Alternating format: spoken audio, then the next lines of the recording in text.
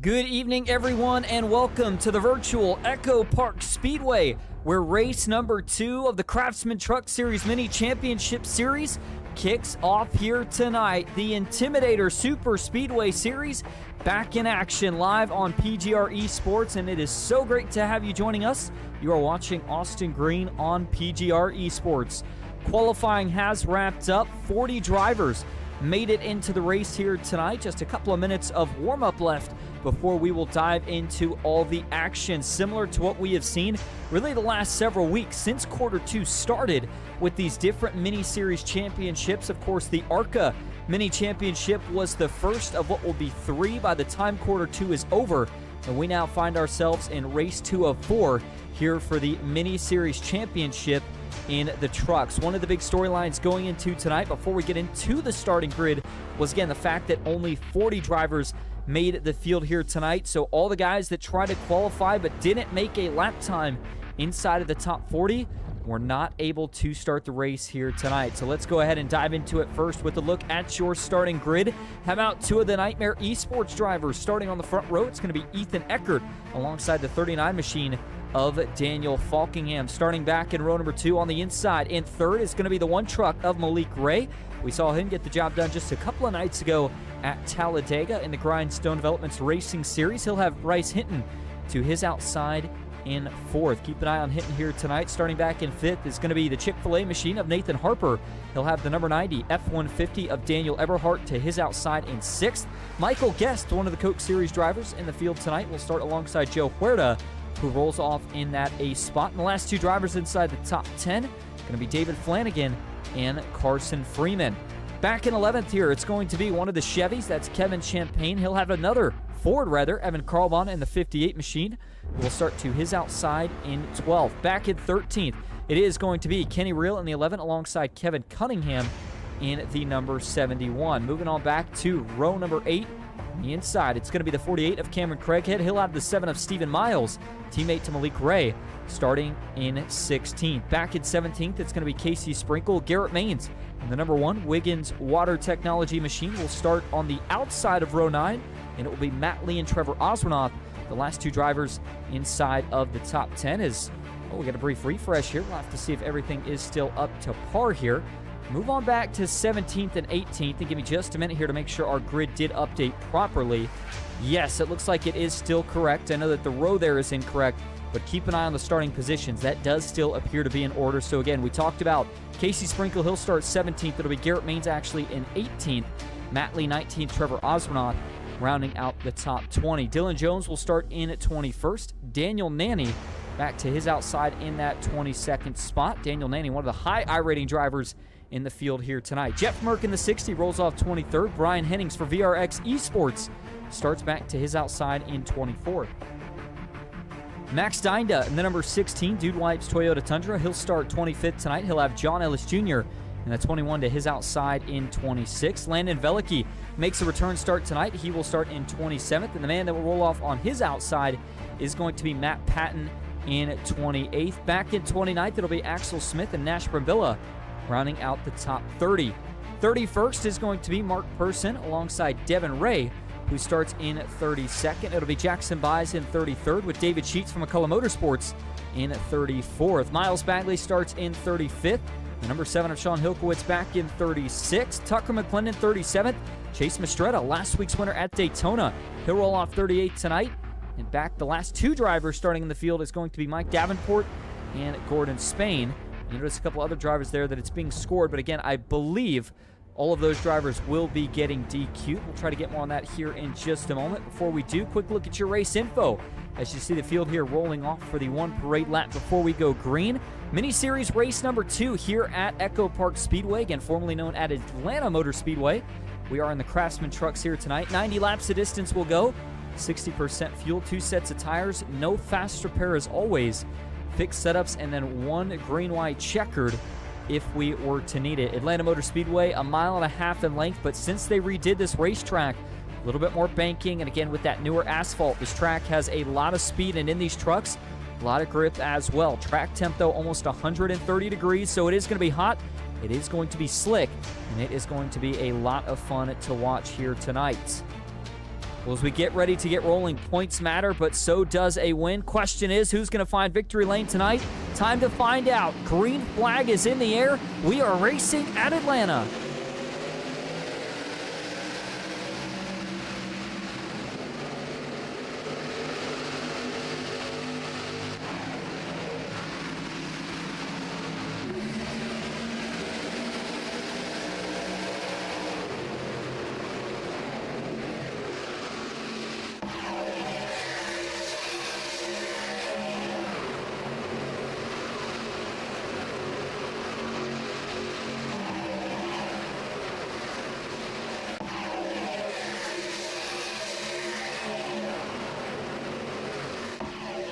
Lap 1 in the book here at Atlanta Motor Speedway. So far, so good. 2x2 up front. And it is the 39 PGR eSports machine of Daniel Falkingham who leads the way. And he's going to drop down pretty quick to work with Ethan Ecker. One thing I'm curious to watch here tonight is how much does control of lanes matter, especially early on. I know when we go to a Daytona or Talladega, these guys like to swap lanes to manage temps. But here at Atlanta, it's a little bit less pushing and shoving. It's all about saving tires, which is tough to do in a draft when you're basically wide open. And you're also going to have to be careful for when these guys get pretty wide, and we're already starting to see that a little bit further back. On the high side here, a couple of guys trying to make their way to the front. One of them is Cameron Craighead. The other driver is the 71 machine of Kevin Cunningham. The 7 tries to jump up behind them. A little bit over, I don't know what the word I'm looking for here is, almost a little bit over-eager, I guess, to start the race here for some of the guys that tried to jump up and actually got into the fence. These two trucks haven't figured out. Craighead and Cunningham still going to the front. In fact, they're going to march even here with the race leaders by the time we get down into turn 1. Good move and good momentum here on this high side. Still only 2 trucks, but Garrett Maines likes what he sees. That Wigan Water Technologies machine now to the high side. So that puts 2 Chevys and a Toyota up top. Daniel Falkingham now back to the middle. And the longer they stay side by side, the harder you're going to have to race, the more you're going to have to wear your tires out if you are in the middle of this pack. Still 3 wide. Daniel Eberhard here pairing up with Daniel Falkingham. So you've got a Toyota and a Ford on the bottom, Ford and Chevy in the middle, 2 Chevys up top. And I really didn't expect us to get 3 wide this early here at Atlanta. We talk about tire wear. Normally guys will kind of conserve. Fuel window-wise, I believe they can go about 30 to 35 laps. We'll get confirmation on that here in just a little bit.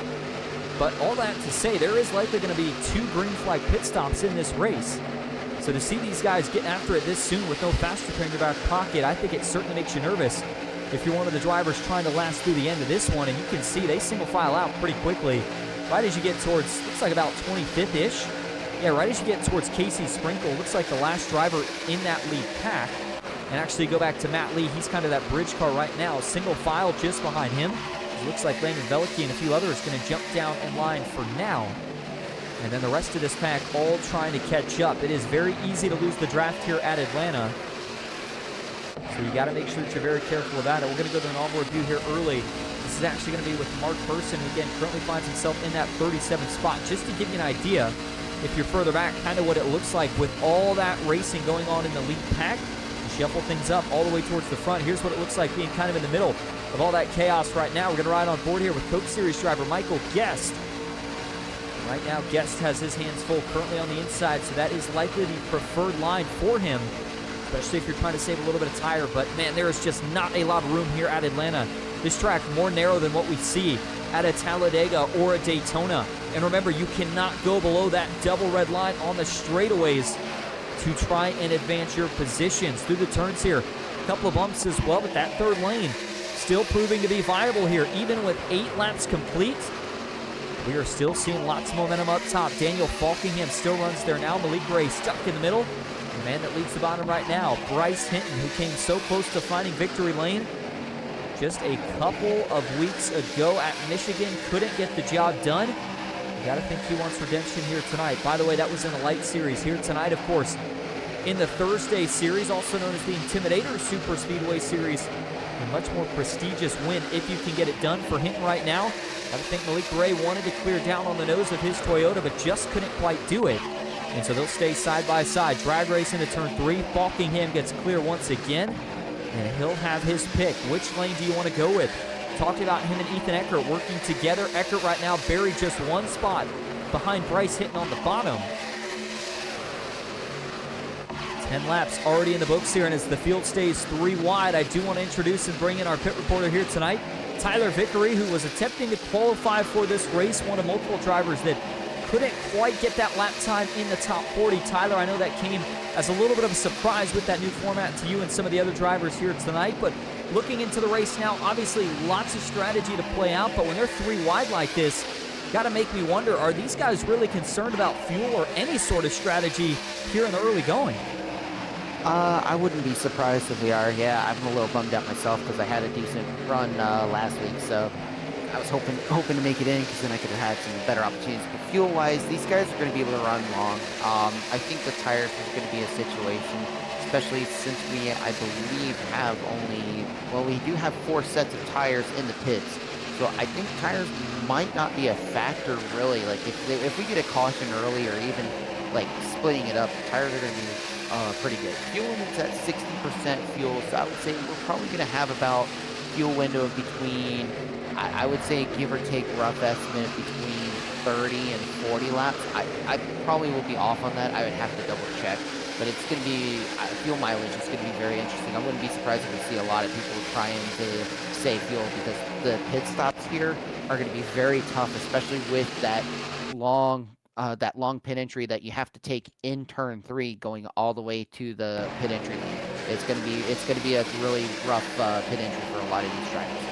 Thank you for that update, Tyler. And yeah, that's something we'll keep an eye on here. Pit road is a very, very tricky one here at Atlanta since they made the update to where you have to enter the pit lane at. You saw Jeff Merck right there as we back things up just a little bit. He got into the outside fence there through 1 and 2 last lap. I don't know if it did a lot of damage to that truck, but it certainly cost him a lot of momentum as he is now falling pretty much all the way towards the back of the field.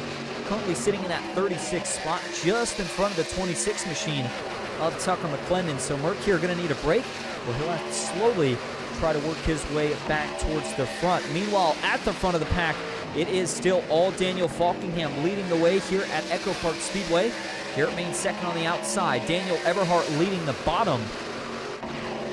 For Eberhardt, he'll try to make that charge right back up. By the way, I do want to give a congrats to Daniel Falkingham here as well. Looks like he, again, is one of the drivers who was able to make it back into the Coke Series. He was a former Coke Series driver, who, of course, found victory lane in the Coke Series. Good to see him back where he belongs and out in front here tonight at Atlanta. The 39 leads the way on the outside. But I'll tell you what, the inside has now started to prevail a little bit more as caution is out for the first time here tonight. We've got trouble further towards the back of this group trying to find out where it was. Getting reports that it may have involved one of the guys who we saw with speed early, that being the 7 machine of Kevin Cunningham. Who looks like is slow on the apron over here. Is that what it looks like? He is in turn, is that 1 and 2 or 3 and 4 here? Yeah, it's 1 and 2. So we'll go back here and actually find out exactly what happened to Kevin Cunningham. So it looks like there is some damage to the right front of his Silverado. So he'll have to go in and get some damage fixed. Let's go back and look at it here. Let's see if we can get an idea of how this pit road works. And oh, this is actually up front. So the camera's missing this one here, but this was a pretty big hit. Watch the 71 gets turned. Going through the quad oval, that thing lifts up, quick to sit back down, and I don't know how not one other truck got collected in that. That is unbelievable, folks. We have got a 40-truck field tonight, and this is a thin track. There is not much room to run around here when there's a wreck. I can't believe this was a one-truck incident, but again, looks like for Cunningham there, he was kind of in the middle. And he wants to go up here. Well, he was kind of hesitant. Looks like he was kind of running that third lane as they came off the corner, but there's a little bit of a gap in the middle. He starts to go down, and then I think he wants to go back up in front of Malik. Problem is he's not quite clear, and I think Malik doesn't really want to give it to him at that point. Malik goes a lane higher. The 71 just kind of stays there, and eventually it leads to contact. It gets that 71 hooked. Again, that's a big, big hit. Look how close that is for John Ellis Jr. Looks like it was Matt Patton. Man, multiple other guys. Tucker McClendon. I mean, this could have been huge. The fact that we get away in this wreck only with a couple of drivers involved. Certainly a big, big break. All the drivers in the field here tonight. In fact, let's go to the onboard view here. This is going to be for Tucker McClendon. Watch what it looks like from his point of view as he's going to see this thing play out. And he's just on the brakes, but man, came really, really close to having some big contact there. So a good job by Tucker McClendon to miss this one. This will now set us up for our first restart of the night. the trucks involved. Again, it looks like the only driver that did get damage was indeed that 71 of Cunningham. We'll see just how bad it is. No fast repairs here tonight, so any damage you get, you got to fix manually. Back and look at it one more angle here. Let's see if we can get a little bit of a different perspective on this. So I'm going to back it up one more time. Watch it here from our crank it up view, and you'll see just how quick things happen here at Atlanta. So they go by the quad oval, all good, and then 71 gets turned. That truck rolling backwards, I mean, if he moves the wheel at all, that thing goes right back down the track. And it's carnage. So good job by Cunningham and the rest of the field to make a minimal accident of what is our first yellow flag here of the night. As we reset, it will be Daniel Eberhardt being scored as your race leader. Daniel Falkingham second, Ethan Eckert third. Garrett Maines back and forth with David Flanagan fifth, Bryce Hinton in sixth. You've got Joe Huerta in seventh, Cameron Craig had eighth, Nathan Harper in ninth, and Evan Carlbon rounding out the top 10. So as far as pit strategy goes now, obviously everybody coming into the pits under that caution to take at least a little bit of fuel, try to fill it back up, maybe take tires. Again, I believe these guys only have 2 sets here tonight, so kind of makes me think that would be one of those things where you only take them if you really felt like you needed them. But definitely going to top off on fuel. It looks like that's what just about everybody did. And so when we go back green here, you figure it'll be probably close to or just a couple laps over 15 in the books. And so that is still going to be at least one, still 2 pit stops in order to make it to the finish. So we'll have to see how things set up here. But for Daniel Falkingham and Daniel Eberhardt, not direct teammates here tonight, but those two were working pretty good together at the front of the field. See if they can keep that trend going here just behind them for Garrett Maines and Ethan Eckert. 2 really good pushers. And, you know, obviously I think saving a set of tires at a track like Atlanta can pay off towards the end of a race. What I'm more curious about here with this restart, assuming not a lot of drivers did take tires, how aggressive do you be on the start with the pushes and shoves? I mean, we saw a lot of aggression and a lot of pushing and shoving there for that entire green flag run before the caution came out. So we'll see how these guys decide to go about it. I would look for Ethan Eckert here if he gets clear to jump down in front of that 39 of Falkingham. Maybe vice versa, just any way that the 12 and the 39 can get linked together. Daniel Eberhardt here, though, he is going to be looking for a good restart. The iRacing.com pace car makes a left turn. The field will go back into the Geico restart zone, EchoPark restart zone rather. Green flag back in the air, and it is now 19 of 90 laps in the books here at Atlanta. Once again, a good restart for Eberhardt. It's going to be quick here to try to get about a 1 to 2 truck length lead, but it will not hold for long. The bottom already has 2 trucks tanded up. It's Maines and Falkingham. It'll be a side-by-side drag race here down the backstretch. Who's got the advantage into turn 3? Still Daniel Eberhardt. Right now he likes that high side, though. He's not going to drop down. That gives Garrett Maines a chance to breathe as he's able to briefly let off the back bumper of Falkingham.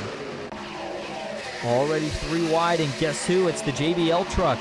Bryce Hinton in the 28 machine. He saw how valuable that 3rd lane was in that last run, and he wants to get after it right away. The problem is he doesn't have a lot of help. Now he gets an advantage or a break, if you will, through the corners because the bottom and the middle check up. 3rd lane rolls, and this will help too as that middle line, if you will, rolls up to the high side.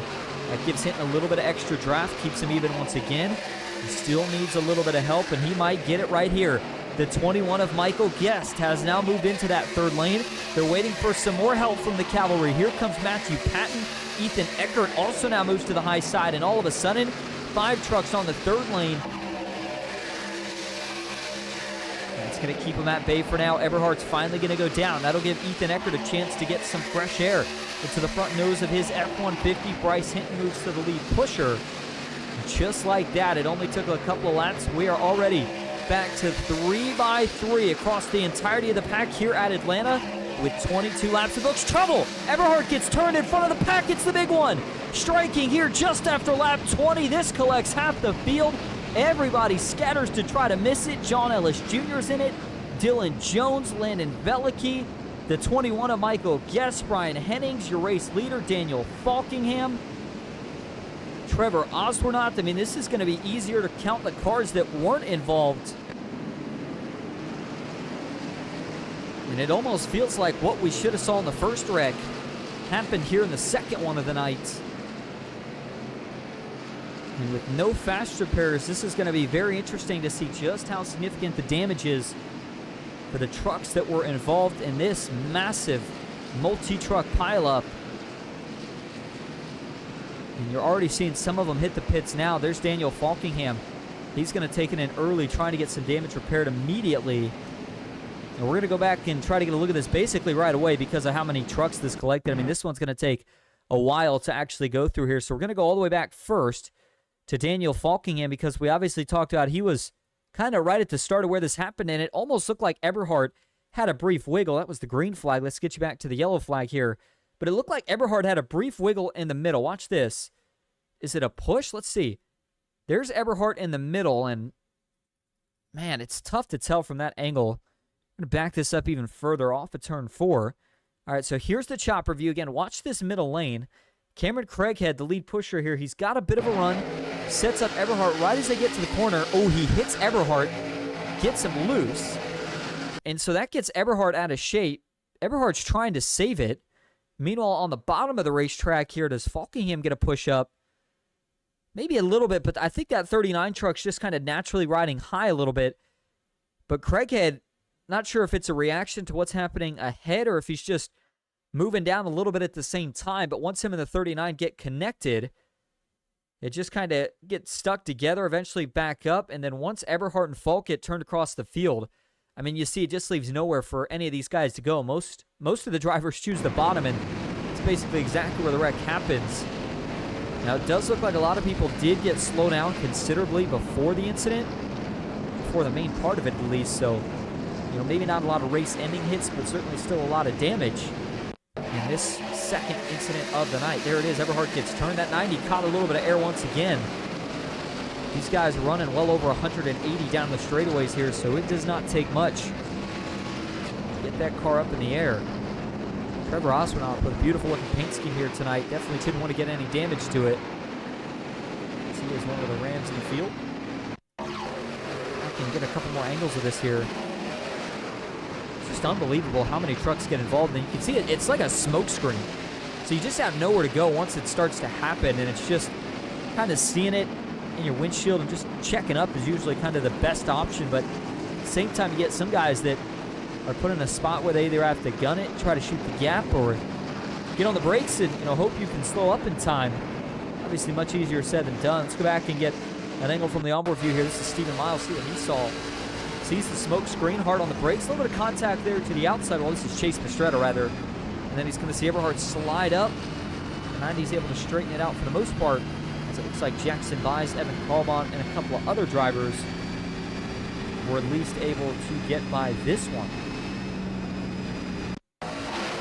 So again, one more look at it here. Second caution of the night. All in all, looking like it's collected about 20 or more cars that had at least some sort of contact down the front stretch and into the short chute towards turn 1 here at Atlanta. And as we go back live now, looks like the lights are off on the pace car. Nope, take it back. We are not set with one to go just yet. We're going to go at least one more lap before we get the green flag back in the air. That gives us a second to breathe here, as it will now be Carson Freeman, one of the Ram trucks in the field here tonight, who will restart on the front row alongside the 16 machine of Max Dinda. Just behind them, it's going to be Nathan Harper and Malik Ray. Daniel Nanny now back inside the top 5. Stephen Miles in 6th. Cameron Craighead 7th, with Brian Hennings 8th. Veliky and Maines, the last two drivers currently inside the top 10. Well, if you're watching at the start of the broadcast, we mentioned that Chase Mastretta actually got the job done last week at Daytona in the truck, so he came into tonight leading in the point standings. And remember, with these mini-series championships, it's 4 races per round per championship. So for the ARCA championship, we had 4 races to crown a champion and pay out the rest of the top 5 in standings. And for the trucks, we already completed 1 race, so we've got tonight and then 2 weeks after tonight before we will crown another champion and then head to the Cup Series mini championship to end quarter 2. But Matt Lee came in 2nd tonight in the points. Ethan Eckert 3rd, Justin Melikar 4th, Gordon Spain 5th, Miles Bagley 6th, David Flanagan 7th, Max Steinda in 8th, Bryce Hinton in 9th with Malik Ray. Those two actually tied for that 9th spot. And whichever one of them has the worst of the 2 nights likely to fall either to that 10th spot or potentially even outside of the top 10. Well, as we do get ready to get back to green flag racing, to see what happens here, but I do want to go back down to our pit reporter here, Tyler Vickery. Tyler, obviously, a lot going on. A couple things to note, if you don't mind giving us an update first on all the trucks that were kind of involved in that, if anybody's got race ending damage, where we stand on that, and then also, it looked like we may have had a couple of issues with the pace car here tonight, of all things. And apparently, I guess when everything happened, Garrett Maines was having to wait up for the pace car, and apparently they triggered the pit road open on Garrett Maines. There was other people that had no idea what was going on, and now there's a whole bunch of mess. Like, Garrett's having to fall back.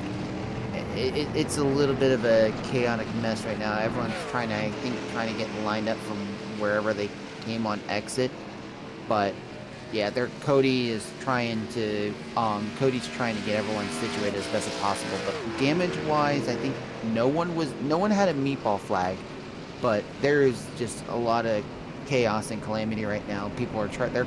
Everyone's trying to figure out everything. So, and we might end up being I don't know if we're one to go or not. So a lot of things happening here, and it's very chaotic. And we might have a very long restart line here, single file. That's a good note to make, Tyler. Very interesting, and I was just getting ready to say that before we went to you, is all the drivers are lining up single file. I mean, this is probably about a 35 to 40 truck deep single file line. So this is going to set up for a very odd restart. We are still on one to go, so at least as it stands right now, looks like race control will let this play unless he's going to let the green come out and then bring out the caution once again. But for now, we are going to assume we will restart single file. The only truck that will line up 2x2 will be on the front row. Freeman and Dinda will lead us back into the restart zone. Green flag back in the air, and it looks like they will restart. Watch out for checkups, though. All the way back to the field. So far, so good, as we start to see the first couple of trucks go out of line. Malik Ray not going to be one of them. Now he goes. He'll jump up top with Dinda. 2x2, and it's going to be the outside that will have the momentum as they exit the corner. Side by side, Ram versus Toyota. Right now, the top lane's got the momentum. That was a beautiful move from Malik Ray. He's actually going to pull a teammate, too. Stephen Miles along with him. By doing that, he got Dinda clear, but he also pulled himself and his teammate clear. And I think they're going to stay up top. Dinda's going to have to put the block here. Watch out. The one's going to be looking for the move. It's just about where does he go? Will he go outside, inside, or right now is he content to stay in line? 3 trucks clear of the lead, and then they get back to 3 wide racing behind him. Here comes the 59. McCullough Motorsports ready to go to the front. It's Casey Sprinkle. Malik Ray jumps up to cover. Man, that was a big block that Max Dinda had to make as well. Malik Ray comfortable with covering it for now. The 16 goes all the way to the bottom. Malik Ray just about clear of his teammate, but he has not chosen to go down just yet. Talking about fuel mileage, these guys went back green right about 27, 28 laps in the books. As, man, they're almost wrecking up front. They'll keep it together for now. Point to be made here. You figure 30 plus another 28 gives you right around 58 to 60-ish laps in the books before we would see the next green flag pit stop. So again, watch for maybe right around that lap 60 marker. You know, the point I'm trying to make here is, depending on how far they think they could go, and we'll check in with Tyler Vickery in a little bit, this could potentially now be a one-stop race if these guys can make it 32-ish laps on fuel. So keep that in mind as Malik Ray, how about that move? He got the huge side draft on the 16 of Dinda into the corner, was able to go under and now gets clear back up. Just like that, Malik Ray going to go back to the lead here tonight as the one truck in front. Orson Freeman still glued to the bottom of the racetrack. That Ram truck has been fast tonight.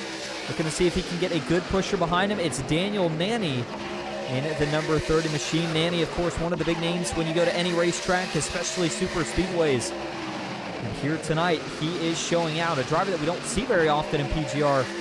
But again, a good run here so far tonight at Atlanta. This may be the most 3 wide that we have had so far in terms of how far back in the pack it goes. Jeff Merck washed up a little bit right there, almost got into the 33 of buys. But he was able to collect it, keep it together, and he will continue to run in the middle of this 3 wide action. Let's get another onboard view here. Just how chaotic is it at Atlanta right now? Well, this is the onboard view as we go to Garrett Maines and the Wigan Water Technology machine. Keep an eye here. We're going to actually see if we can pull up the telemetry and the track map here on Garrett Maines, and look at the speeds. Oh, he's going to have to go to the middle. This is an awkward spot. Doesn't want to go 4 wide here. Just trying to grab a little bit of air as he'll now try to set up for another push here on the back of Jeff Merck. 175 plus, almost 180 through the corner.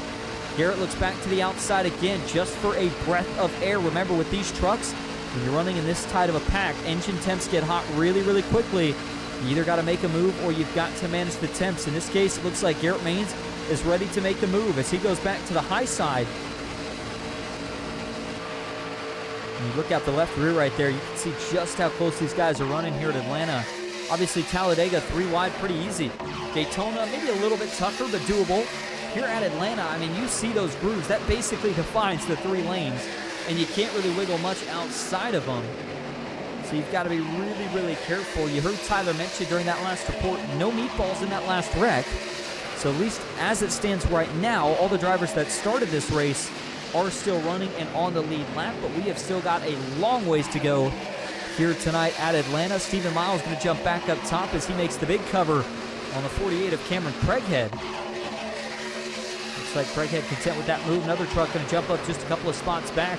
We were looking for last week's winner, Chase Mistretto, who we saw with a little bit of contact in terms of that last incident that took place. And as it stands for Chase Mistretto right now, he has still got obviously some work to do, but currently finds himself in 15th. And has picked up 23 positions from where he started this race at. There is that number 8 truck currently running in the middle. He'll think about jumping to the outside. Thinks better of it to watch out. We got some trouble here. One into the wall as that was the 74 of Hennings. Jeff Merck's trying to save it. What a job for the 60 truck to hold on. Now we got to watch to see if the scramble out back. Does everybody get around the slower trucks without incident? And it looks like they do. Man, that was an unbelievable save. It looked like Merck and Hennings there kind of got tangled up as they were going down the backstretch. Almost saw a couple of guys get turned, but they all did save it. So we'll have to see what happens here. Getting reports, too, that a lot of these guys are starting to complain about handling with these trucks getting really, really tight. An interesting note, too, I thought maybe the hot track temp, these guys would get a little bit loose, but instead, with all the pushing and shoving into the corners, says, oh, watch out, we got another one around here. Is that 74 Hennings again? It is, and this one's going to draw the caution. And it looks like that one is going to go down as a kind of, if you will, safety caution. As Brian Hennings did catch it, but that looked like that could have been big. So race control throwing the caution right there just to make sure that everybody had enough warning and time to slow down instead of getting involved and making that a much bigger issue.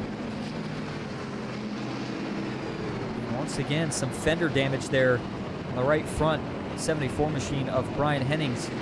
Another one of the Rams in the field here tonight. We've started to see a lot more drivers run this truck. A really cool looking truck at that. For Hennings, though, he had been having a pretty good run here tonight. We saw him inside the top 10, top 15 a lot, but this is going to be another one of those minor setbacks here he will have to try to recover from. So let's go back and get a look at it as you see the field once again in the pits here. And it looks like that was actually some contact with the 71 of Cunningham, who was able to make his way back up here after the trouble he had earlier. And interesting note on what Vickery said with the handling issues. Well, look at the 71 here, bottom of the racetrack, and does he just get tight? It's kind of what it looked like live. And yeah, that's what it is. That truck just going up the racetrack on him, and I mean, it is sailing up the racetrack on him.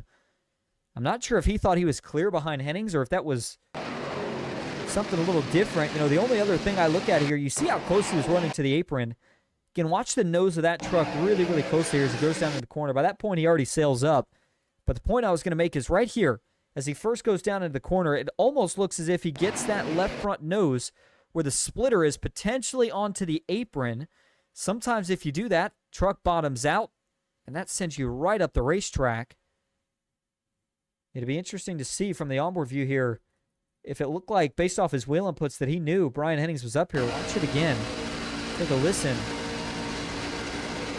There's Brian Hennings. That's who we're on board with now. There really wasn't much he could do. For Hennings, it was just kind of the innocent bystander here, kind of minding his own business.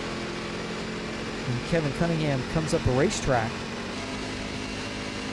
This will be the onboard view here for Cunningham. That's after the contact already happened, but we back it up just a little bit here. Watch as he goes into the corner. Gets really close to that red line.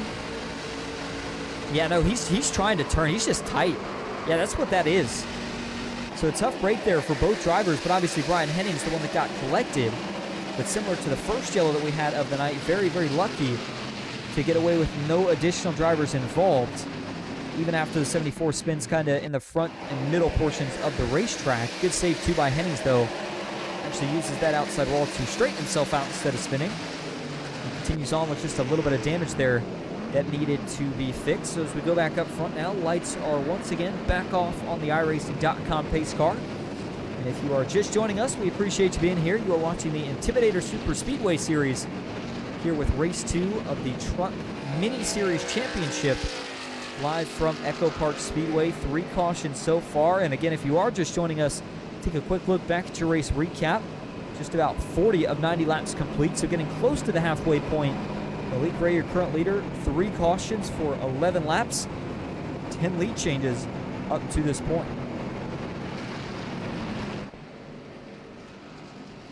So fuel mileage going to get a little bit more interesting now. This should be an easy one-stopper, unless you've got any sort of trick or ace up your sleeve, if you will, on when you try to go in. Otherwise, I just don't see much that would be a factor here. We talked about track temp at the start of the race, obviously being almost 130 degrees. So obviously tires important, but you still got to maintain track position. And this would arguably be the 1 or 2 tracks in this Truck Mini Series Championship in which you kind of want to have a set of tires left at the end, and only having 2 in the pits, you definitely got to be wise with when you take those Goodyears. All right, so it'll be Maines versus Malik here on the front row. Malik Ray, he does have a couple of teammates now lined up behind him with Michael Guest and Jackson Buys. This green flag going to go back in the air. It is now 40 of 90 laps complete at Atlanta. Just 5 away from the halfway point, and once again, it's a great restart for the one of Malik Ray, trying to pull Guest clear. He can't quite do it. Those two are going to stay with a little bit more momentum here through 1 and 2. By the time they get onto the back stretch, it's going to be a drag race, but this top line is going to have a lot of momentum. Watch Michael Guest work here as he's going to try to push the one of Malik Ray clear, and he will do just that. Not able to get clear himself, but now where will the one truck go? Still content to stay up. One thing interesting that we have seen here with a couple of these duos working together, in this case teammates, Michael Guest and Malik Ray were actually able to stay hooked together right there, even through the corner. Something that might be a little bit frowned upon, or maybe you would say difficult to do here at Atlanta. It looked like Malik Ray and Michael Guest making pretty easy work of it right there. 3 wide once again. This time, though, it's the 30 of Daniel Nanny, who finds himself in the awkward spot. He'll fade back. Pink and green machine, the 04 of Matt Lee, who we talked about coming into this race second in the championship points. He currently is on that inside, about 4 cars back. Garrett Maines leads the bottom. You've got the one of Malik Ray still on the top.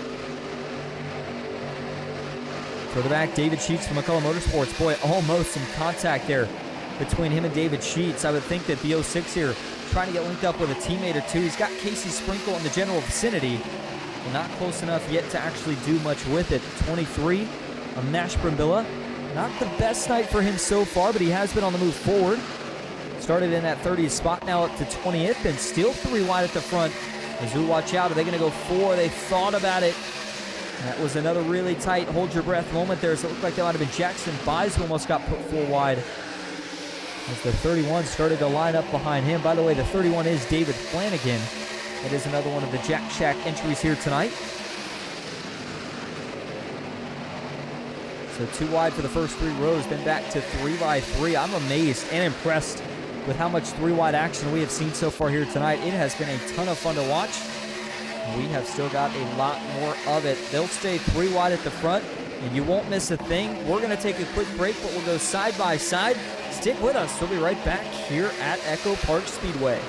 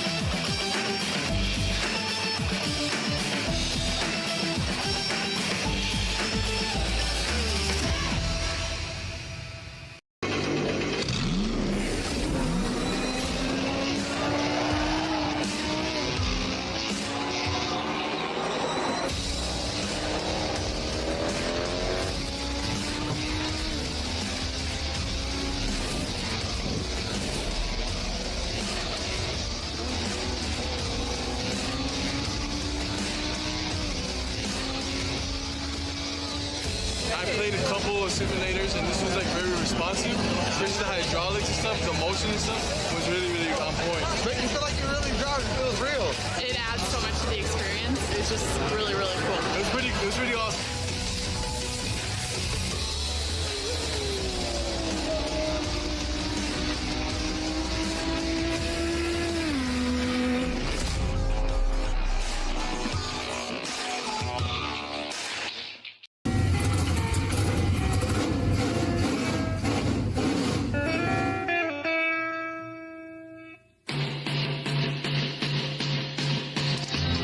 Green flag is in the air. We are racing.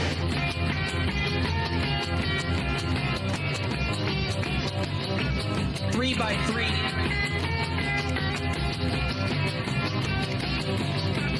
Almost no trouble. Around goes Alex Hill. On into the outside wall goes Hill. They're wrecking big time out back. We're not going to throw a caution.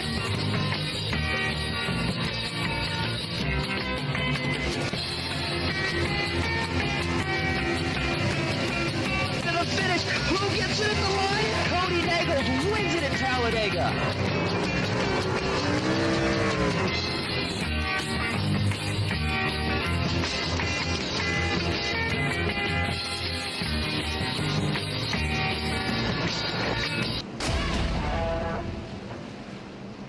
Welcome back to EchoPark Speedway as we are back under caution once again. Before we go back and take a look at what happened, did want to show you the posted payouts here tonight.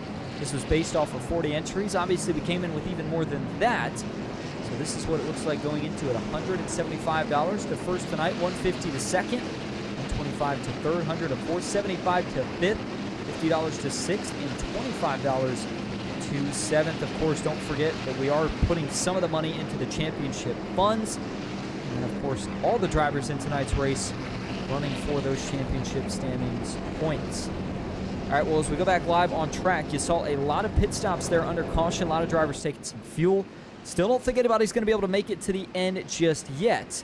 We saw a lot of three-wide racing even while we were on break. Let's go back and look at what actually happened here in an incident that really started mid-pack, and it was right around Daniel Falkingham and David Flanagan.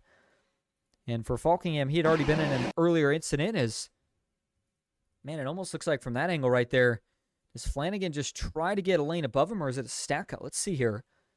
Watch it back. This is from the blimp cam. You see Falkingham there on the high side. Ooh, Guest gets into the wall. I'm not sure if it's a bad push from Merck, but that checks him up. Flanagan gets into Daniel Falkingham. That turns Merck out of line, and oh boy, it almost looks like from there it's just kind of a pinball effect. Daniel Falkingham trying to check up for Merck. You've got David Flanagan trying to get to the high side to get around Falkingham, and it just looks like he hooks him in the process. Sends the 39 around. There's that second and bigger hit, if you will, for the 39 of Falkingham. Tough right there as we go to the onboard view here for Flanagan, and you can actually see the checkup start if we take it back far enough here. Right there, runs into the back once, twice, getting hit from the inside, outside. Just, it's so tough here when somebody gets out of shape, because we talk about how narrow the track is, that there's not really a lot of wiggle room to give them to try to save that truck. It's almost as if you kind of hope they catch it in one move, and if they don't, it just seems like it ends up being a checkup that snowballs. Somebody runs over somebody else, and leads to what has now been our fourth caution here of the night. So as we get ready to go back green, again, if you're just joining us, appreciate you being here. Another look at the race recap so far. We are over the halfway point, 50 of 90 laps in the books, but again, that fuel window, generally 30 to 35 laps. You heard Tyler Vickery, our pit reporter, give us that broader window of 30 to 40 earlier, but again, from what I've kind of heard from some of the drivers, looks like we're honing in on, again, that 30 to 35-ish marker. 32 is kind of the average, so we'll have to see if anybody dares try to stretch it 40 laps, because that's what it's going to be right here as we get back to green flag racing. And this time, it's going to be the Chick-fil-A machine, Nathan Harper, that leads us back to green. iRacing.com pace car makes the left turn. Fourth caution of the night has been cleaned up. Green flag is back in the air. 51 of 90 laps complete. 40 to go here from EchoPark Speedway, and it's a great jump for the inside line. How about two of the Fords getting together here? Nathan Harper and Ethan Eckert. I know Eckert wants to get clear of the bottom here. Problem is he doesn't have the push out back. Guest is going to side draft further back. Looks like Cameron Craighead goes to the high side. Meanwhile, Carson Freeman goes to the bottom. Harper jumped up there, had to make a big cover block on the 21 of Michael Guest, who will now go back to the bottom. Stephen Miles stuck in the middle. The question is, which lane's going to have the big run off of 4? Looks like it'll be the outside. Ethan Eckert jumps back up behind the 4 of Harper. Those two going to stay working together here as they work through turn 1 and 2. 3 by 3. By the way, quick update on not that last caution, but the one before that earlier. Got reports that the 71 of Kevin Cunningham, who actually had caused that incident, did get a DQ, so his night is over. And that will be one of the first trucks that did have to retire from the night. Mike Davenport in 39th, the only other guy that is not on the lead lap. And which is surprising, because as much 3 wide as we've seen here tonight, and 4 cautions, you would think that half the field was already wrecked, but that has not been the case. It may be 4 wide, but the racing's actually been really, really good. And for Ethan Eckert right here in that number 12 truck, he's starting to get a little feisty as well. He's been middle, top, just trying to cover whichever line's got the momentum. It's been working for him pretty well so far. But you got to be careful doing that. At some point, the guy behind you is going to try to catch you out with a move to get you split and going towards the back or something of that nature. I'd say the one thing that helps Eckert here is the fact that there is 3 lines right now. So as long as you commit to one of those lanes, you're going to have some help from behind. You just can't get caught out and get yourself in an awkward spot to either fall back 4 wide or get stuck in the lane that's fallen back and lose positions that way. Ethan Harper doing a good job, though, trying to let that 12 truck get a little bit of air basically whenever he can. Anything that will help Ethan Eckert keep a little bit cool on the engine temps. 2 by 2 though right now for the first couple of rows here. Ethan Harper with another big side draft to the right rear of Malik Ray, trying to pull him back. Joe Huerta for the Jack Shack, currently trying to push that one truck back out in front. Ooh, watch out, Stephen Miles up the racetrack. They're going to go 4 wide. This isn't going to work. This is going to be a problem if these guys can't sort it out and sort it out quickly. There it is. Miles is going to get turned further back. Caution as 3 trucks going to the inside wall. Looks like it's Kenny Reel, Stephen Miles, and I believe that might be, is that Dylan Jones? Yes, it is. So Dylan Jones, the other truck that gets collected. And there's the damage to the number 7 of Stephen Miles. Maybe a little bit on the front. And I think for the most part it was kind of on the sides and in the rear. And all things considered, that truck doesn't look that bad. So 5th caution of the night, and this will make the fuel strategy interesting now. Let's go back and look at it though here. This is going to be right on the backstretch, and they got 4 wide going through the middle of 1 and 2. And you saw it right there. So watch as they go into 1 and 2. See Brian Hennings in the green, gray, and black truck. Kind of middle, and oh, it's a little bit of an issue there. I'm not sure if it's something that gets them stuck together, but Stephen Miles gets hooked together with, I believe, Carson Freeman. So Miles has to go up a little bit to catch it. As he does that, Brian Hennings says, okay, I'm going for it. He goes 4 wide right here. It's just not going to work here. It's not enough room as they come out of the corner. Eventually, Miles, some slight contact to Hennings, gets it back up into Flanagan. He goes down the track, and in the process of doing so, collects Kenny Reel and Dylan Jones. See, they're at full pace. Here's the big hits. And it actually looks like, if I had to guess, Dylan Jones maybe gets the worst of that on the front nose. As long as it's no suspension for these guys, I think they are all okay to keep going, at least from the damage they sustained in that one. But any sort of suspension damage at all is obviously going to be very, very costly. As we watch this again here from TV1. And again, it's as they come out of the corner, 4 wide, just running out of real estate. I mean, just the littlest wiggle, and you're going to have contact with either the guy on the inside or guy on the outside. And Steven, again, trying to save it, but just there's not really any racetrack to actually do it. And so as he goes down, he gets into Kenny Reel and Dylan Jones. And those two go for the long, much-dreaded slide towards the inside wall, knowing that there's not really much you can do. They do bounce off, and again, I think that they will live to race another lap.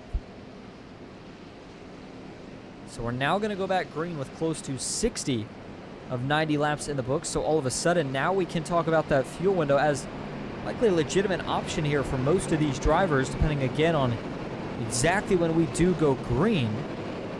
So that's something we'll have to await to see right here. Tyler, we're going to bring you back in here have you heard any sort of reports from the drivers about fuel mileage with this caution?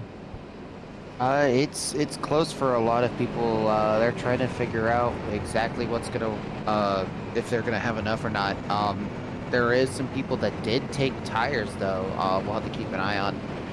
Craighead took tires, as well as Evan Carlbon, Casey Sprinkle, David Sheets, everyone all the way down to Devin Ray in 27th all took tires. So that's going to be an interesting factor with how these trucks are getting tight. There has been some reports every so often from some of the other drivers that they feel more that it's like more looser, depending on where their throttle inputs are going in the corners. But interesting strategy by a few drivers, and we'll see if the guys on fresher tires can make it up to the front. But the window's very close for a lot of these people, and I think right now with being on lap 58, there's a lot of people that are going to try to save as much as they can, even with pitting here on lap 56. All right, good to know, and thanks for that update, Tyler. I'm also glad that you mentioned the tires. Again, most times that we go to a super speedway, once we get to the last half of the race, tires isn't even a topic of conversation. But here at Atlanta, tires are always a difference maker, especially when you add in a hot track temp that can wear tires very quickly. So we'll have to see. 3 wide has been viable here tonight, but the idea is if you're one of those drivers on new tires that you absolutely want and need to be one of the first guys to get out into either that third outside line or potentially the middle lane, whatever the case is, you've got to get out there. As, by the way, quick update on that last caution, Stephen Miles getting cause of caution, and he will be DQ'd from this race. So with lights off on the pace car, as we come off turn 4, it will be Harper and Eckert that restart on the front row this time. Matt Lee and Malik Ray back in row 2. Garrett Main's the last man inside the top 5. So we are now on the back end of this 90-lap race here at Atlanta. Green flag back in the air. Nathan Harper gets a massive jump. Him and Matt Lee might both get clear by the time they get to the banking in turn number 1. Looks like they will do just that. So Matt Lee going to have an option here when the rest of the field tracks these guys down, which they will. You can't run away from the draft here at Atlanta, especially if you're not up front. But where do you go when the move gets there? Garrett Maines now in the Wigan Waters technology machine. He's also got to run, but he's not going to take it anywhere just yet. Content to stay in line. And again, I know we've still got a ways to go, but some of these guys, while either saving fuel or conserving tires, they're also trying to make sure they know what their truck can do if they need to make a move at the end of this race. So for Matt Lee, looks pretty comfortable on that outside line, still pushing Harper. In fact, that's going to be a 3-truck tandem as they get onto the backstretch. Meanwhile, on the bottom, it's the 2-1 trucks working together. Malik Ray and Joe Huertas. We got one in the wall of trouble. A couple of trucks around further back. The 30 of Daniel Nanny's in it. Kenny Reel gets collected once again. Michael Guest able to make evasive maneuvers. He misses out. And I think we had one other truck that did spin further back. We'll figure out who that was in just a moment. Daniel Nanny, though, he's got some damage to the right front of his Toyota Tundra. Kenny Reel, I think it was just maybe a little bit of contact there to the right rear as he got hooked. I'll have to see if everybody else was able to make it through this one. 6th caution of the night. And so now, it shouldn't really be that close on fuel anymore. This should get everybody well within the window. The only question mark strategy-wise from here to the end will be about if you take any more sets of tires or not. So back, look at it here. For the back set right around Carson Freeman. No, it's actually going to be the 3 of Matt Patton and Daniel Nanny. Nanny had that damage that we saw there before we went back to look at this replay. It looked like already. And as they're coming off the corner, was there a separate issue here? Yeah. So the 30 truck, watch, he's actually going to get sent into the wall. As it looks like, was that Patton below him? No, that was a 48 of Craighead. Somebody got shot right up into him. Watch this again. Go to TV2. So Craighead's trying to go down. Ooh, man, that might have been a little bit of netcode between Craighead and Freeman, but that shoots Daniel Nanny into the outside fence. That puts him 3 wide here as everybody's got to try to scatter to get by, and in the process of doing so, looks like right there Matt Patton just kind of trying to get by, minding his own business. And I think what happens here is that for Daniel Nanny, he bounces off the fence just a little bit, gets down the track into the 3 truck of Patton. That sends him up the racetrack. He goes into the outside wall. And then it's the mad scramble here. It's just everybody tries to find a way to miss it. Oh, the other truck involved was the 89 of Trevor Oswornoff. Looks like actually went for a slide in this one as well. go back and look at it here for Trevor Oswinoff. Go to the cockpit view for this 89 truck, who, again, saw this kind of forming up, but fortunately for him, just didn't have anywhere to go. He's going to see the 30 get shot into the wall, and then, well, he actually may have got a little help from out back. Gets him turned around. A couple of light taps there to the front nose and then the rear bumper of that truck, but I think he should be okay. He'll have to get some damage fixed, and that is now the second incident that poor Trevor Oswinoff has been involved in here tonight. There's another look at your race recap now that we're back under caution. 62 of 90 laps now in the books. So we will go back green here with close to 25 laps to go.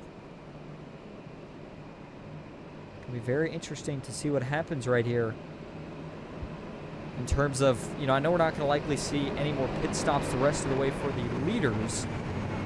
Just think we're running out of laps. Again, you've got to feel this big at a track that's not impossible to pass at, but definitely difficult, especially once they get 3 wide and it kind of turns into a gridlock.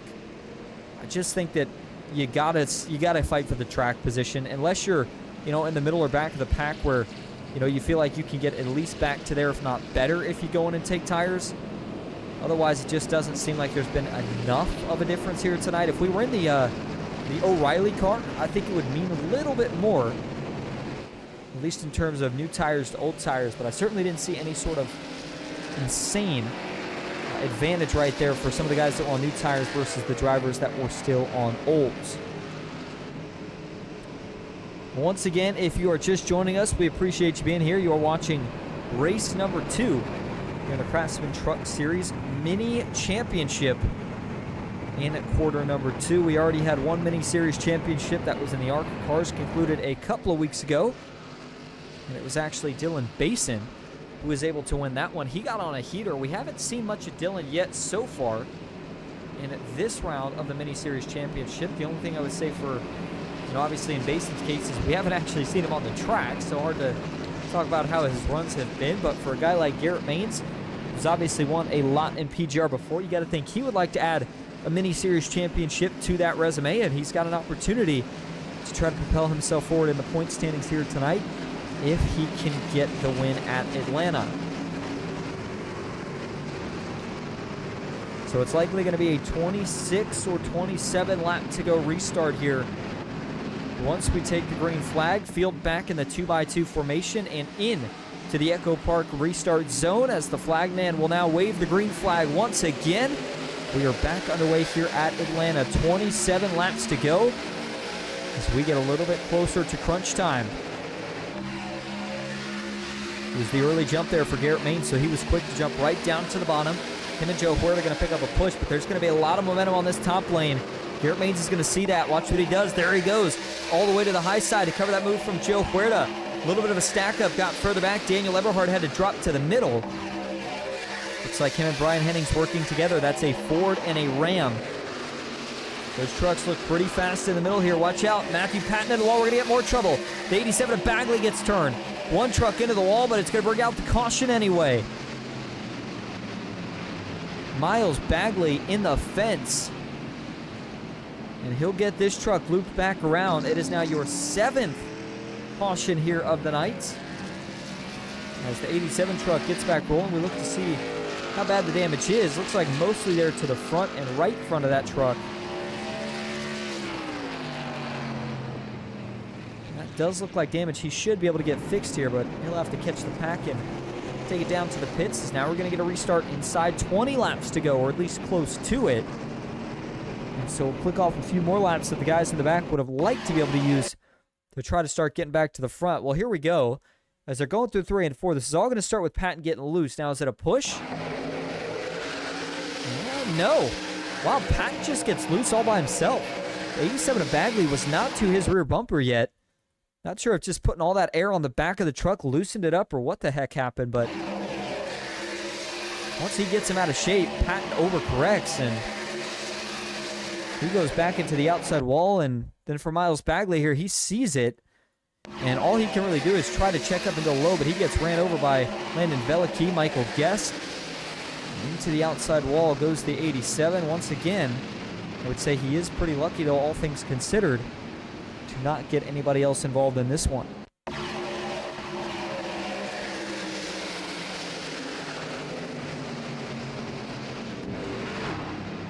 So Bagley will have to go in for some repairs. Otherwise, though, again, it could have been a lot worse. Back this up, give you the onboard view here for Miles Bagley. Is watch this again. Notice how he doesn't get to Patton. He's close, but he doesn't quite get there. Patton just gets loose, and then it's the overcorrection that really sent him into the fence, and that's a tough one for Bagley because normally, that'd be a situation where you feel like it would be the guy bumped him. In this case, Bagley bumps him, but he doesn't. Bagley's just kind of running his line a little bit close, but definitely wasn't expecting it to spin the way it did right there.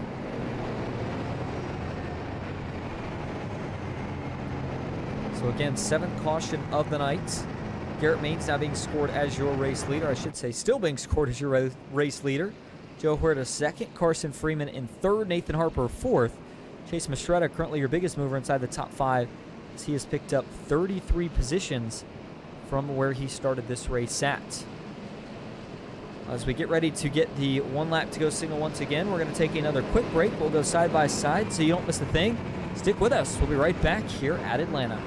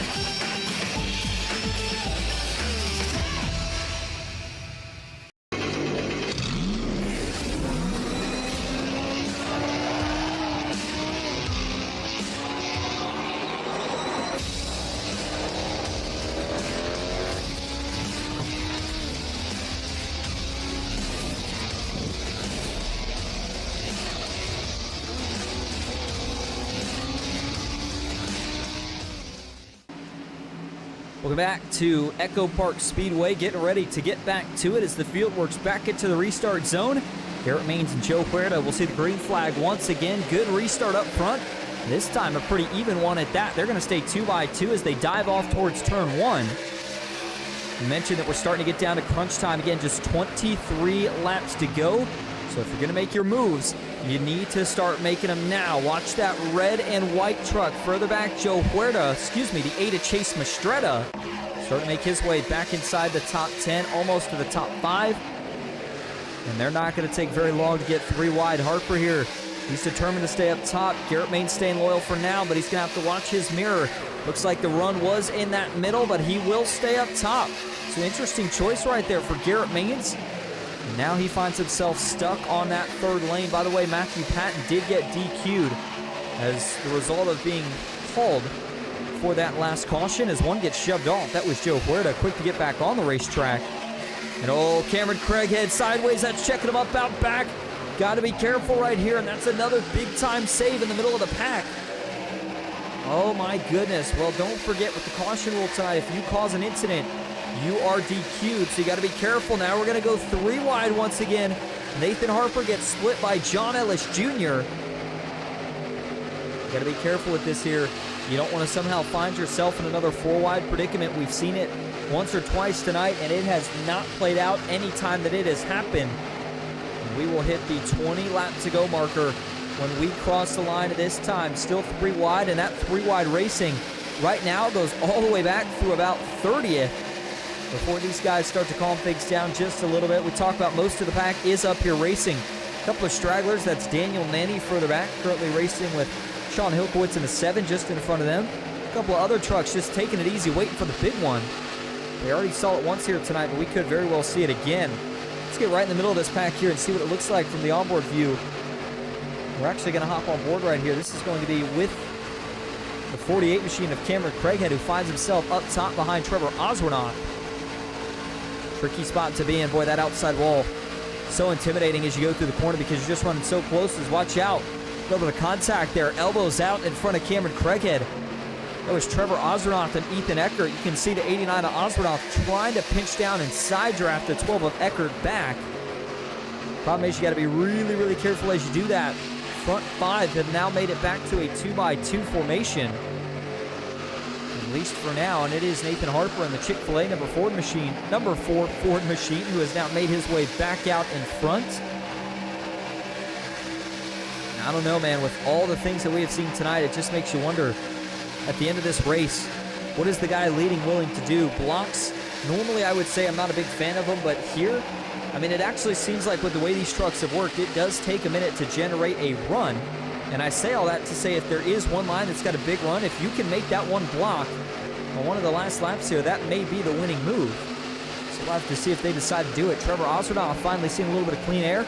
Look at the door slammed on him by the 90 of Daniel Eberhardt. 48 of Craighead goes up. And you see some of these guys as they go through the quad oval just running out of space. As that outside wall comes up quickly as you try to kind of set that truck. Craighead got to be careful here. A little bit offset as he thought about pushing Osronoff, but then thought better of it. And the field now trying to start in the single file out on that top line just for about the front 3 positions. As, we had another truck that got sideways there.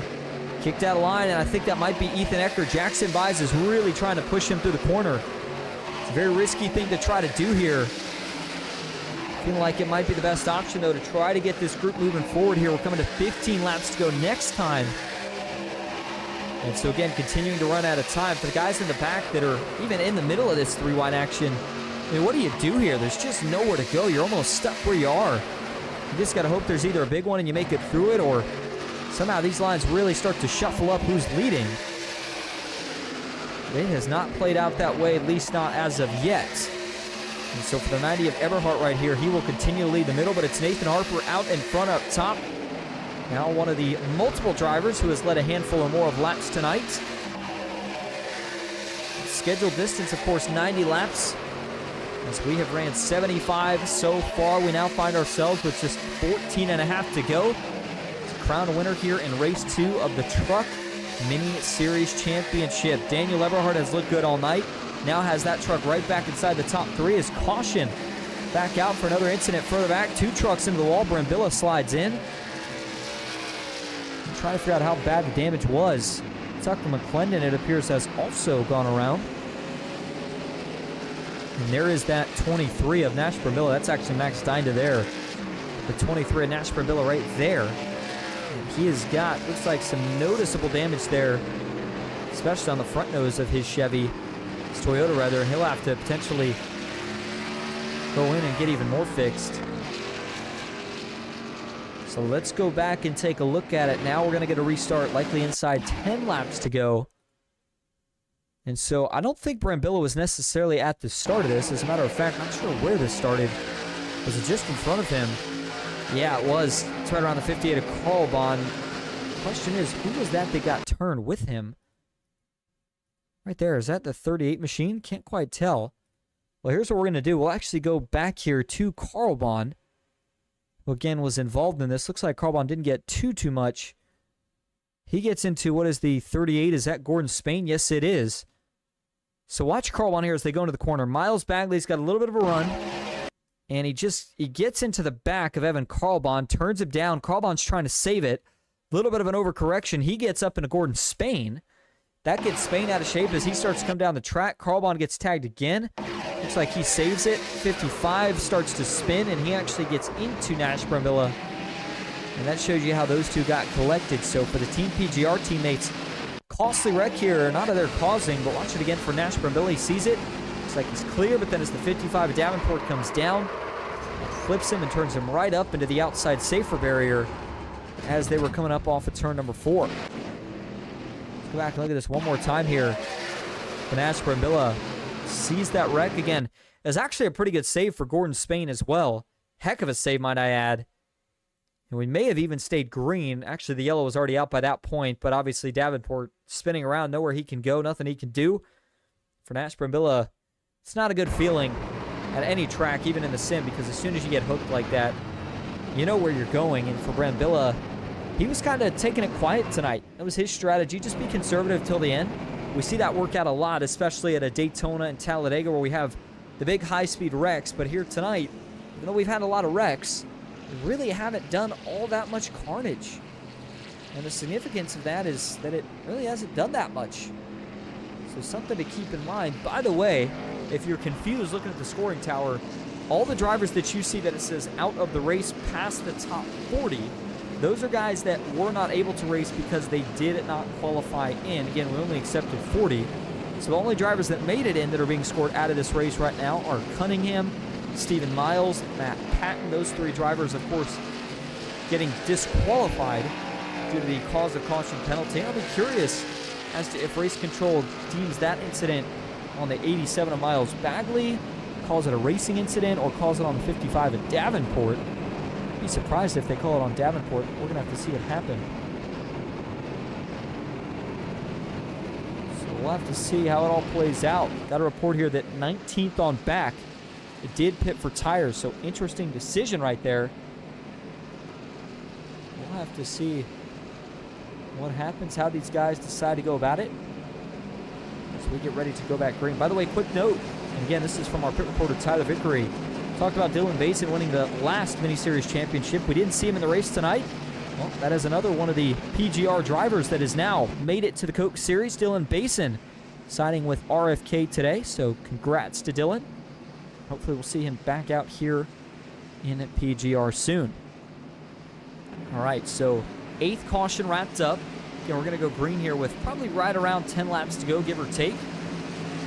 So it is now crunch time. The pay window is open. Just 10 laps to decide it here tonight at Atlanta. Field going to work back into the EchoPark restart zone. It was a great restart last time for the inside. This time it's going to be the outside. Nathan Harper gets a good jump. Garrett Maines trying to follow him through. And again, 11 laps to go, the official tally here. Daniel Eberhard quick to jump to the high side of the racetrack. Trevor Osmanoff gets to his back bumper. They're going to line up about 4 trucks pushing deep on the bottom. Brian Henning's looking to see if he can get back in PGR victory lane here tonight, as his truck currently runs on the bottom of the racetrack. And here go the moves. The 90 of Eberhard will be the first to jump out. He goes down to the middle. He'll pick up a push from Jackson Buys.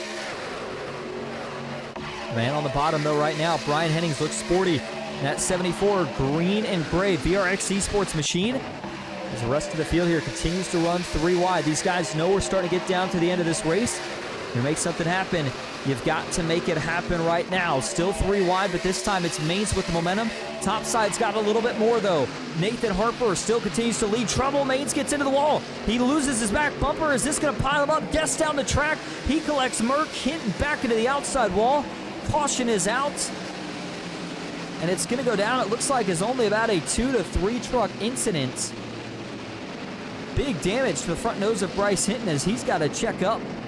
And oh, he might feel that that truck is done if the motor expired.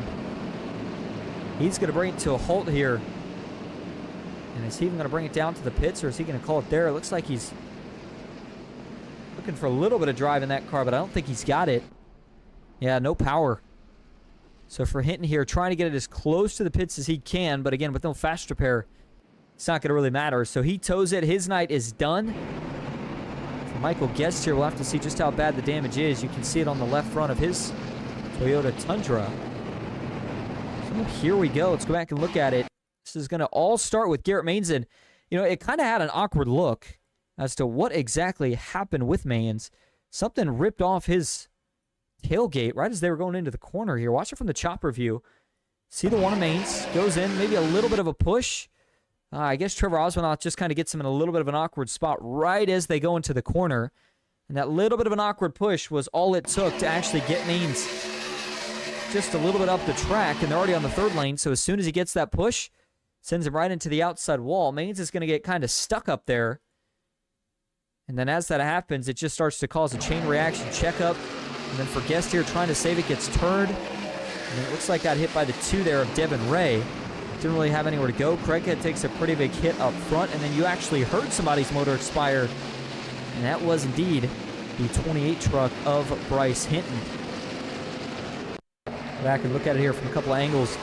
Looks like Hinton was going to sneak by, but then as he got turned right there, Boy, Craighead took a huge hit as well. That 48 truck almost got upside down just from that. It's a massive, massive impact. Watch it again here. The TV1, there's that big, big collision for a couple of trucks to the outside wall. So Craighead and Hinton get the worst of it. I think Michael Guest can repair his damage. Anybody else that got a piece, relatively small overall. And then I think the only other driver I would say I'd be curious about how much damage they may have sustained would be that 2 truck. So we'll have to see just how bad it is. That's, of course, Devin Ray. And, ooh, you can see the front nose there kind of caved in. We'll have to see if Devin was able to get some of, if not all of that damage fixed. It looks like he might be content to just leave it. Devin Ray maybe going to try to finish this race out with the damage that he has. It's been a pretty good night so far for the 2 truck. He was up over 20 spots from where he started this race out before that caution. And still inside of the top 15 even after it. So as we line back up for the green flag this time, we'll have to see what happens here. And we'll give you just one more look here, the race recap before we keep it up front for the rest of this race. 84 of 90 laps complete. Looks like we're going to go back green with 5 or 6 laps to go, as Nathan Harper is your current leader, and he will also take us back to green. 9 cautions now for 28 laps in what was a 90-lap scheduled distance race. 13 lead changes up to this point, and there is a chance that we could still see a couple more of those before things are all said and done. Granted, I will say if we do get another caution before this thing's all said and done, it will likely take us into our one and only attempt at a green-white checkered. So we talked about the 2 on the front row, Nathan Harper, Daniel Eberhardt. It'll be Brian Hennings and Jackson Byes in row 2. John Ellis Jr., the last man in the top 5. Dylan Jones, Landon Veliky back in 6th and 7th. Kevin Champagne 8th. Carson Freeman 9th. And David Flanagan currently rounding out the top 10. So now that you've got, again, only about 5 or 6 laps, I think that if you're anybody that's either got, number 1, new tires, or number 2, you just feel like you've got the grip to do it.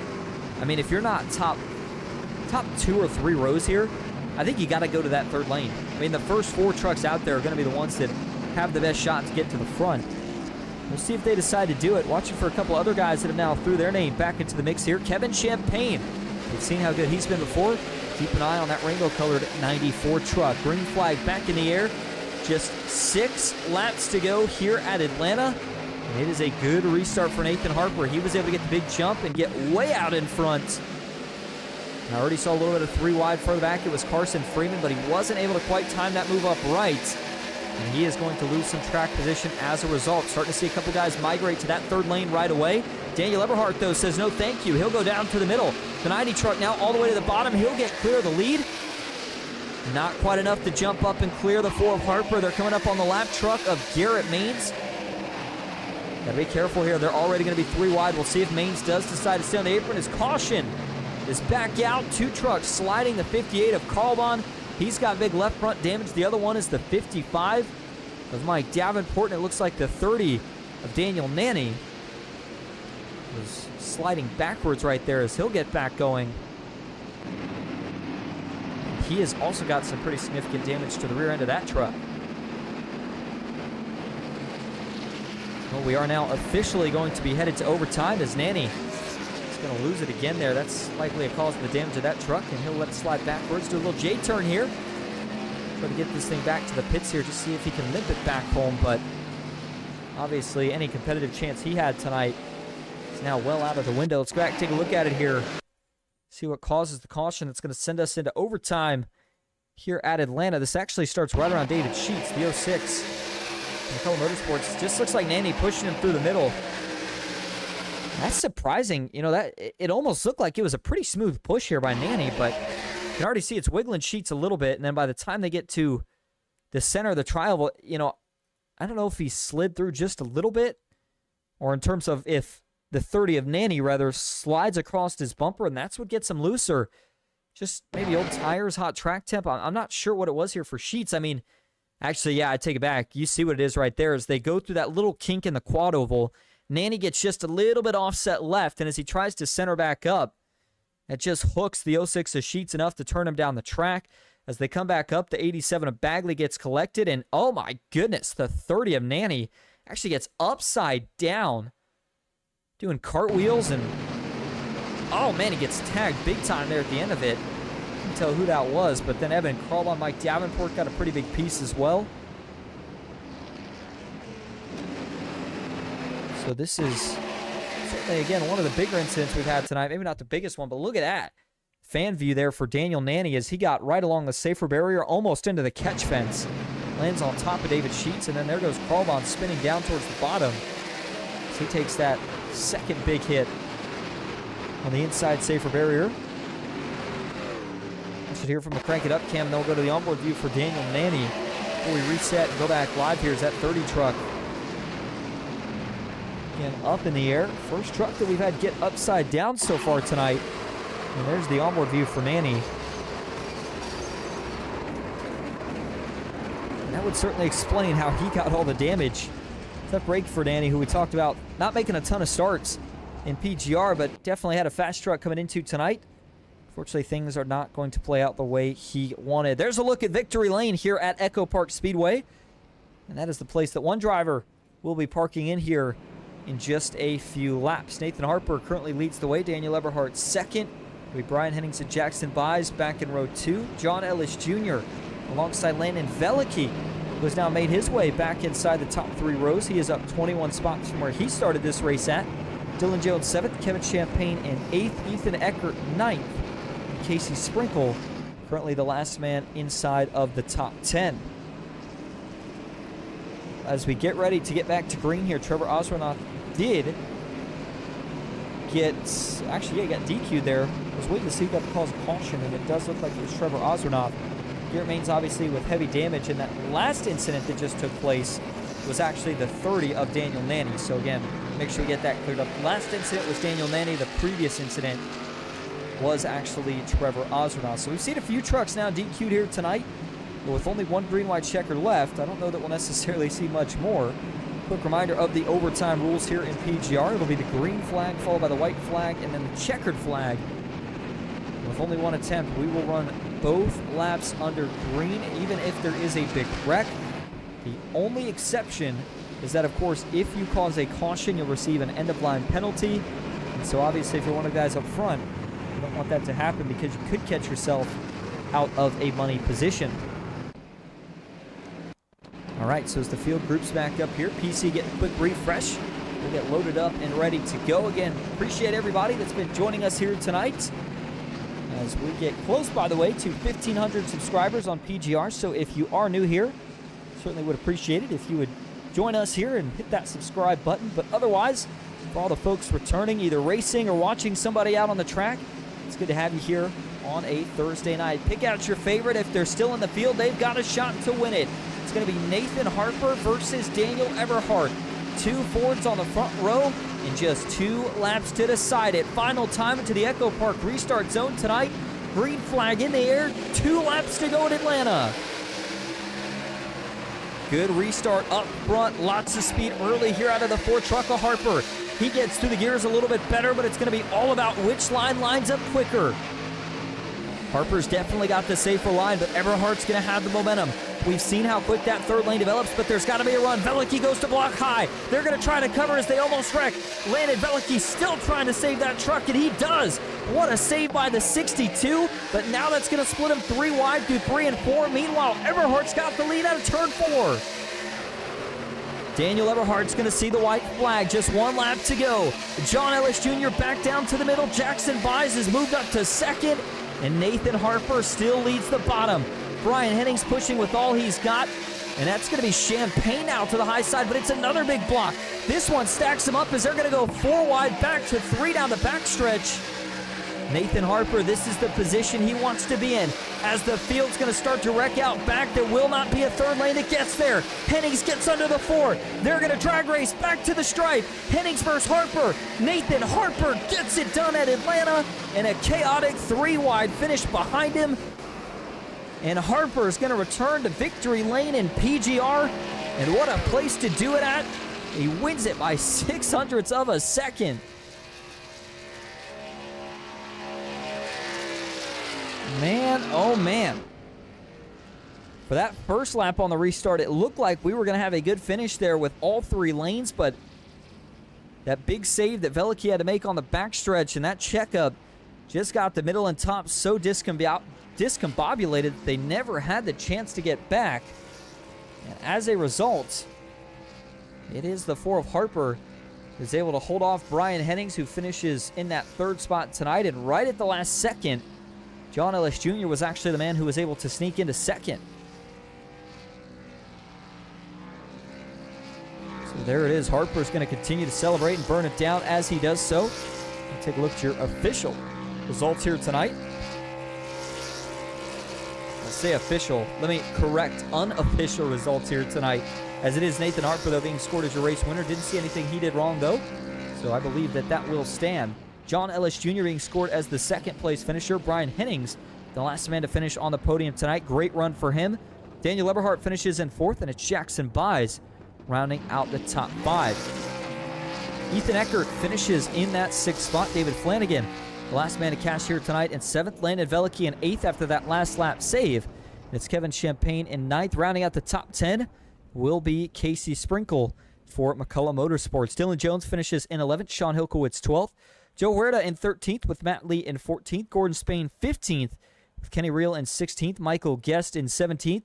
Daniel Falkingham finishes in that 18th spot here tonight. The last 2 drivers inside of the top 20, Jeff Merck and Axel Smith. Tucker McClendon finishes 21st. Max Stein to 22nd. Miles Bagley 23rd with Malik Ray in 24th. Garrett Maines 25th.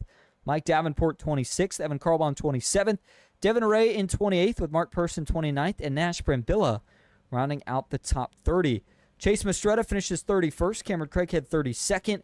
Carson Freeman 33rd with David Sheets 34th. Bryce Hinton in 35th. It's going to be Daniel Nanny in 36th. Trevor Oswanaugh 37th.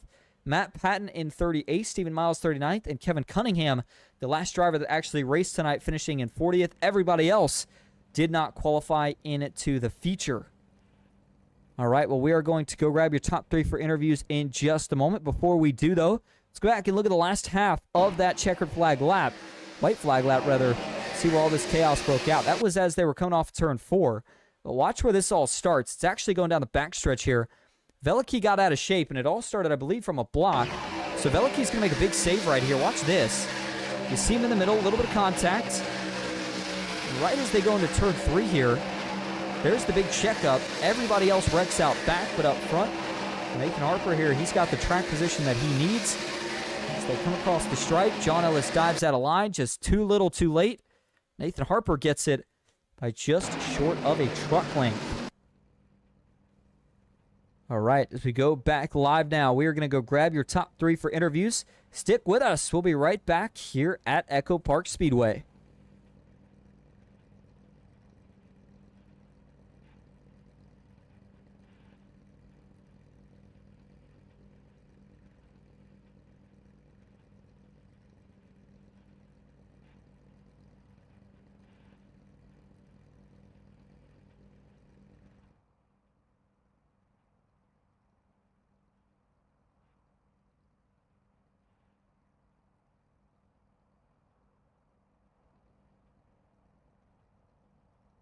All right, welcome back to EchoPark Speedway. Going to start first here tonight with your race winner. That is the 4 truck of Nathan Harper.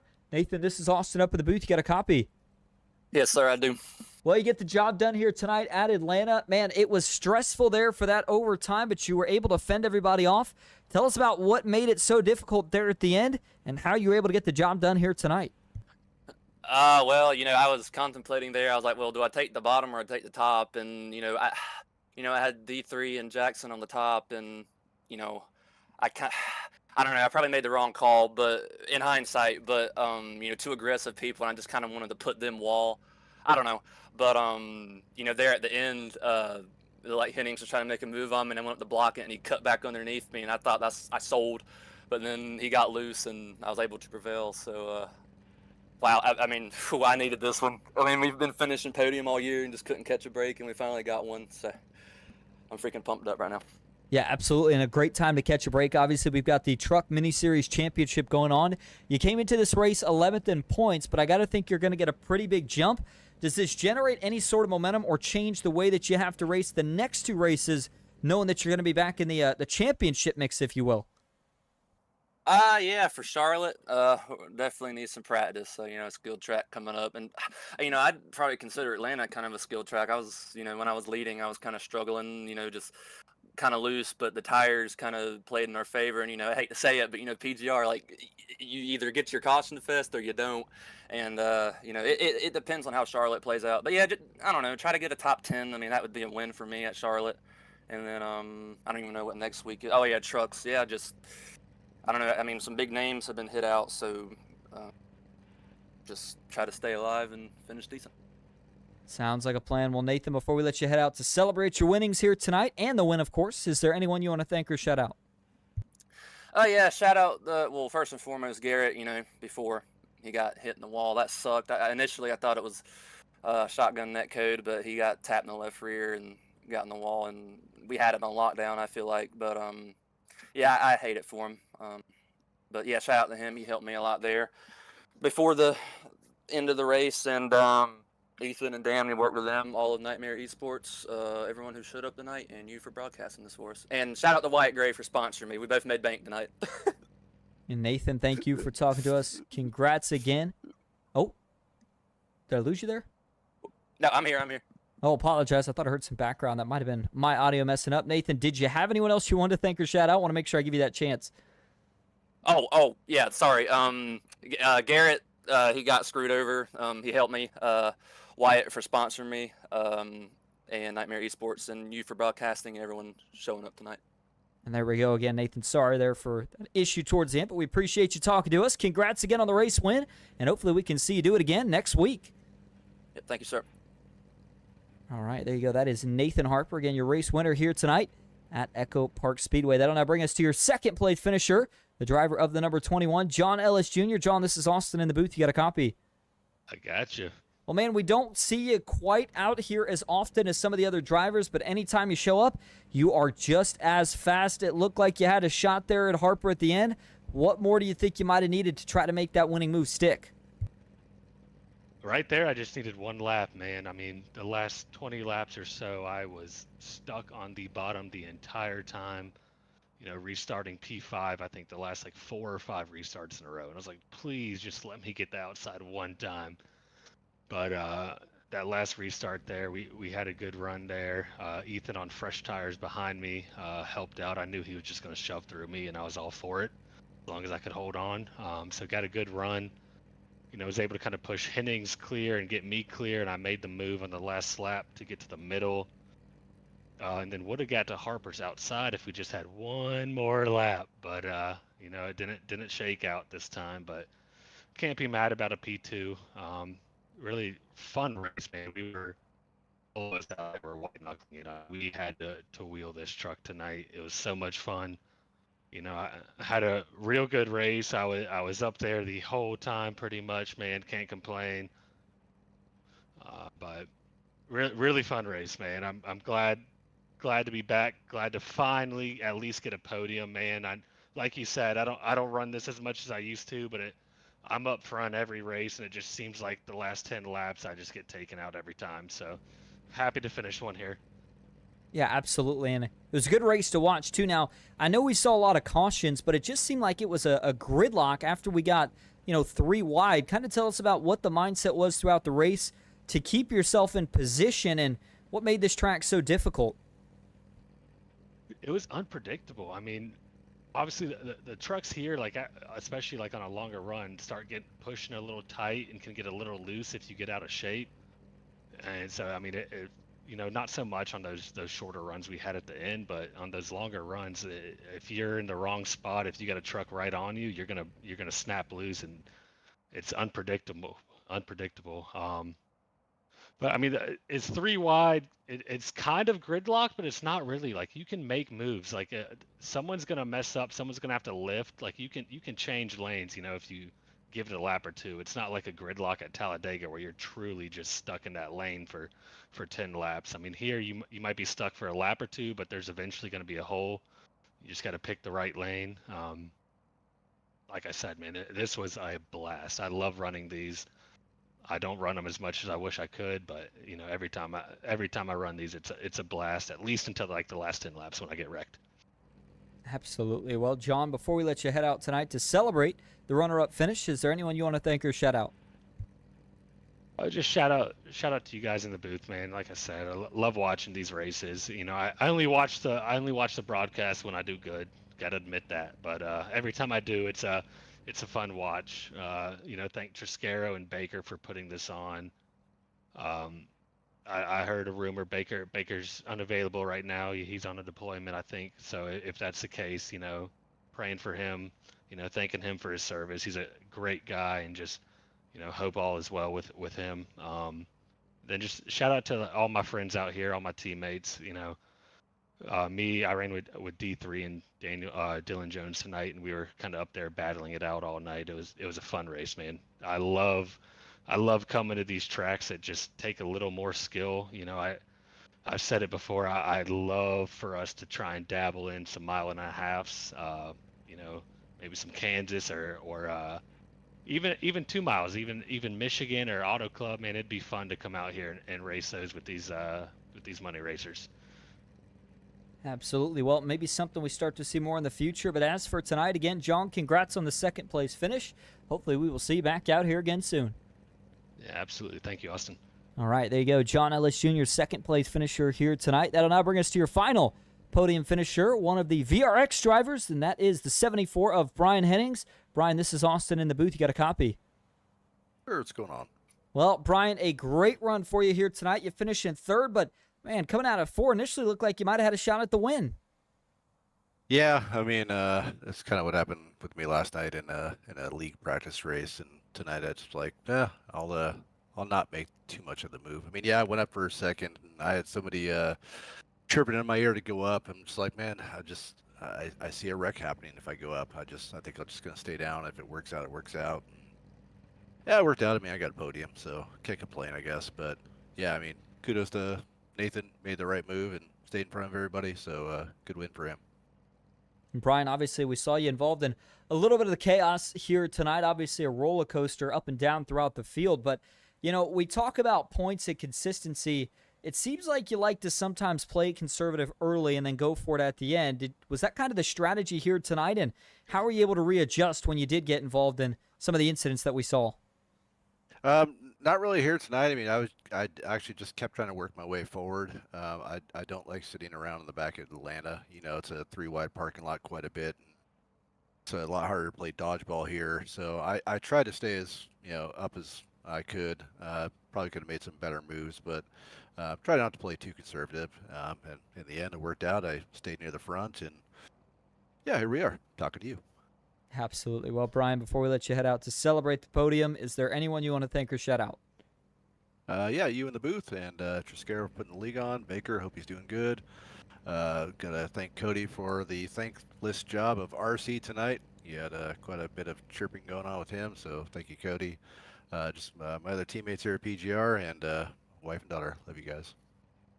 And Brian, thank you for talking to us again. Congrats on that third place finish, and hopefully we will see you back again next week. Hope so too. Thanks, man.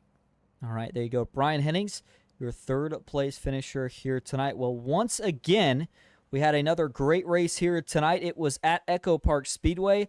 Not a disappointing finish, especially for the man who finds victory lane tonight, and that is the 4 of Nathan Harper. The Intimidator Superspeedway Series continues to roll on next week. We have got 2 more races left in the Truck Mini Series Championship. We started things off at Daytona. Tonight was Atlanta. Next week is Charlotte. And then we'll finish things off at Talladega at the end of May. As for tonight, though, as always, thank you all so much for tuning in. As always, I hope you enjoyed. We'll be back next week. And I do want to make sure we thank our pit reporter, Tyler Vickery, for all of his updates as we say so long from Atlanta.